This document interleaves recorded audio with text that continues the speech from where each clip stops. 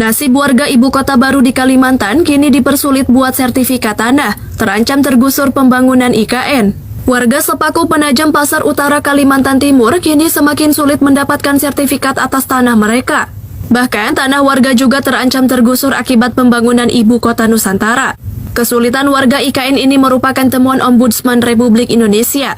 Mereka menemukan adanya penghentian layanan pertanahan di wilayah IKN. Temuan Ombudsman RI menjadi pengingat awal bagi otoritas IKN untuk menanggulangi berbagai masalah ke depannya. Meskipun demikian, diperlukan waktu untuk menyelesaikan hasil temuan dikarenakan adanya berbagai pihak yang berkaitan di dalamnya.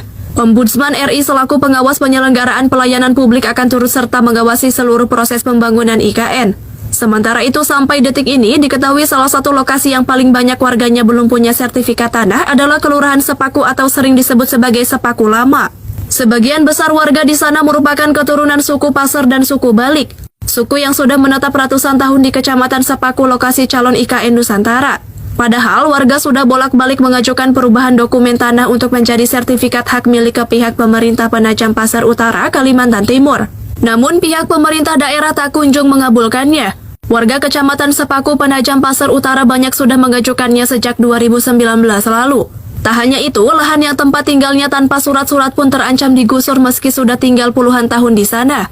Saat ini para warga khawatir pengembangan proyek pembangunan IKN akan berdampak juga ke permukiman mereka. Apalagi Kelurahan Sepaku hanya berjarak sekitar 10 km dari lokasi titik nol IKN. Mega proyek IKN itu ditakutkan merembet hingga ke pemukiman warga.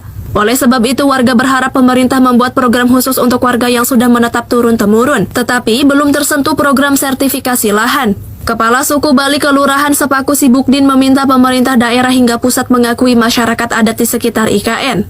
Sebab selama ini mereka hanya hidup berkomunitas dengan masyarakat adat tetapi belum diakui melalui Perda Penajam Pasar Utara. Hal itu membuat Sibukdin dan sukunya tak bisa mengelola hutan adat secara mandiri. Mereka juga tidak punya sertifikat lahan meski sudah tinggal turun-temurun di lokasi yang akan dijadikan IKN. Wakil Kepala Otorita IKN Doni Rahajo mengatakan persoalan tersebut sedang diidentifikasi oleh pemerintah. Ia menyebutkan persoalan lahan nantinya akan dibahas dalam sesi khusus. Saat mengunjungi Kecamatan Sepaku, Senin 4 Juli 2022, Doni menyampaikan pendataan warga berdasarkan nama dan alamat sudah dilakukan. Hal itu nantinya akan dijadikan landasan untuk membuat langkah lanjutan mengenai lahan tempat tinggal warga.